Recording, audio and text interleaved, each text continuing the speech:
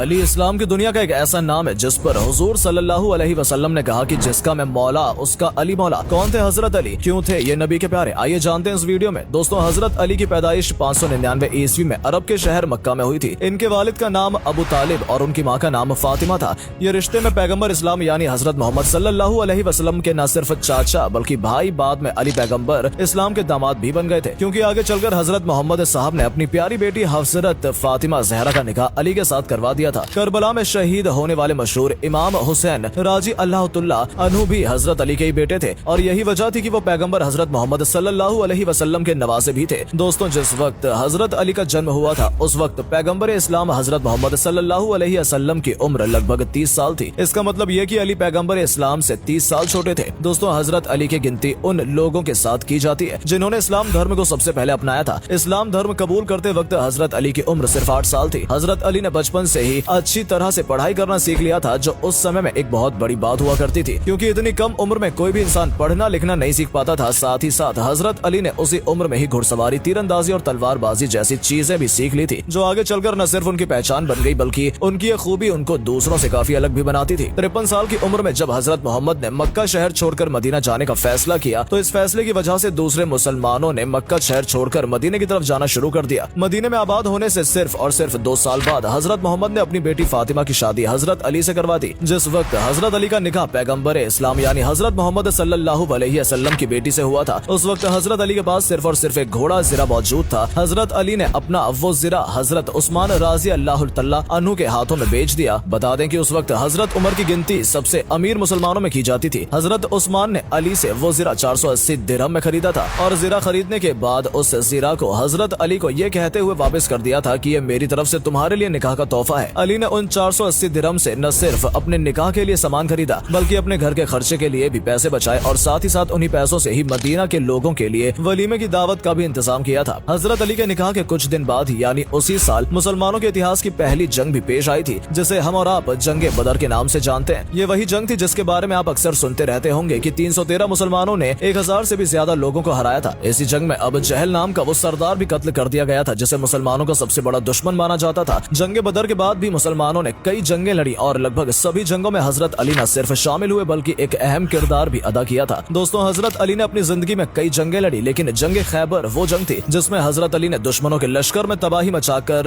रख दी थी और मुसलमानों को एक तरफा जीत दिलाई। हजरत अली कर मुतल्लिक कहा जाता है कि उनको फर्क नहीं पड़ता था कि उनके सामने कितना बड़ा लश्कर या फौज है, वो उन लश्करों पर एक शेर की तरह हमला किया करते थे और इसलिए अल्लाह के नबी ने उन्हें शेर खुदा के लक़ब से नवाजा था। मौला अली अलैहिस्सलाम वो हस्ती थे जिन्हें हजरत मोहम्मद साहब के बाद सुन्नी मुसलमानों ने उन्हें अपना चौथा खलीफा और शिया मुसलमानों ने अपना पहला इमाम तस्लीम किया। इस्लाम के वो लीडर जिन्होंने करबला में भूखे प्यासे रहकर ये बताया था कि असल में जिहाद क्या होता है, वो मौला अली के ही बेटे इमाम हुसैन थे। दोस्तों, अब सवाल ये है कि आखिर जो सिपाही इतना तेज और खतरनाक था कि उसका कोई भी सामना नहीं कर पाता था, तो आखिर उसकी मौत कैसे हुई? तो दोस्तों, इस बात की तो इतिहास गवाह है कि हर बहादुर की जान उसके किसी अपने करीबी की गद्दारी की वजह से जाती है और इमाम हुसैन के साथ भी ऐसा ही कुछ हुआ। दोस्तों, हजरत अली को कत्ल करने वाले का नाम अब्दुर रहमान इब्न मुल्जिम था। इब्न मुल्जिम पहले इमाम अली का साथी था, लेकिन फिर एक जंग के दौरान वो दुश्मनों से जा मिला और जंग में हजरत अली खिलाफ खड़ा हो गया, पर किसी तरह वो इस जंग में जान बचाकर फरार हो गया। बहरहाल इब्न मुल्जिम जब कूफा आया तो उसकी मुलाकात कत्ताम नामी औरत से हुई। ये वही औरत थी जिसके बाप को हजरत अली ने जगह मेहरबान में कत्ल किया था, लिहाजा कत्ताम हजरत अली के खून की प्यासी थी। कहते हैं कि इब्न मुल्जिम ने जब कत्ताम को देखा तो उसका आशिक हो गया। बता दें कि कत्ताम एक हसीनो जमील और खूबसूरत अरब खातून थी। इब्न मुस्लिम के कत्ताम से शादी की ख्वाहिश की। इस पे कत्ताम ने कहा कि मुझसे शादी करने के लिए तुम्हें मेरी 3 शर्तें पूरी करनी होंगी। कत्ताम ने इब्न मुल्जिम से कहा कि अगर तुम मुझसे शादी करना चाहते हो तो हजरत अली को कत्ल कर दो। ये बात सुनते इब्न मुल्जिम दंग रह गया और बोला कि अली को कौन कत्ल कर सकता है, वो एक बहुत बहादुर सिपाही है। फिर कत्ताम ने कहा कि मैं मालो दौलत नहीं चाहती हूँ, लेकिन अली को तुम्हें जरूर मारना होगा क्योंकि उसके द्वारा मेरे बाप का कत्ल किया गया है। लिहाजा इब्न मुल्जिम उससे निकाह की खातिर इस बात पर तैयार हो गया। कत्ताम ने 2 आदमी जिनका नाम वरदान और शबीबी था उनको इब्न मुल्जिम के साथ भेज दिया और 19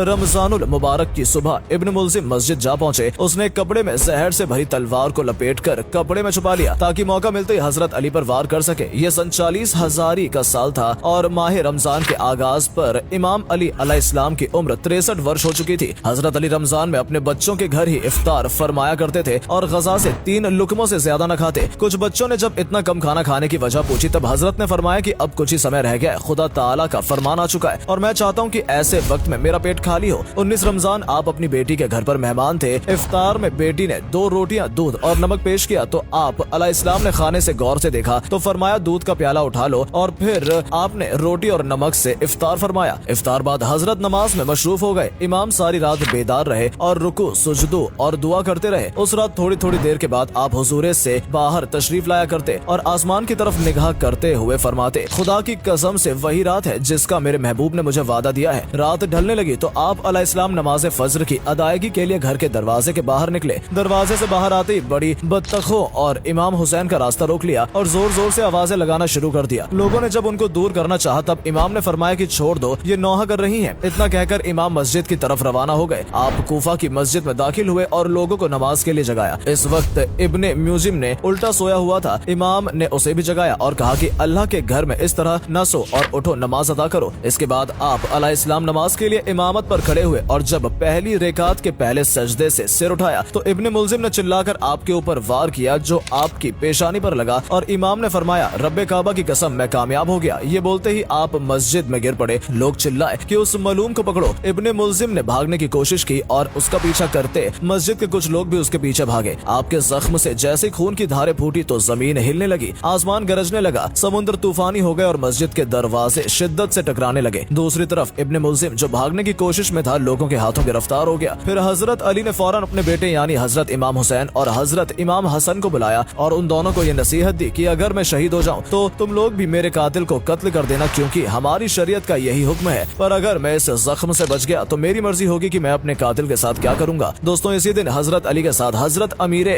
मुआविया राजी अल्लाह ताला अन्हु और हजरत अमर बिन आस को भी शहीद करने का मंसूबा बनाया गया था, लेकिन अल्लाह ताला के फजलो कर्म से वो सही सलामत थे। लेकिन हजरत अली इस जख्म की वजह से शहीद हो गए थे, जिस वजह से हजरत अली की शहादत हुई। उस वक्त उनकी उम्र लगभग 63 साल थी।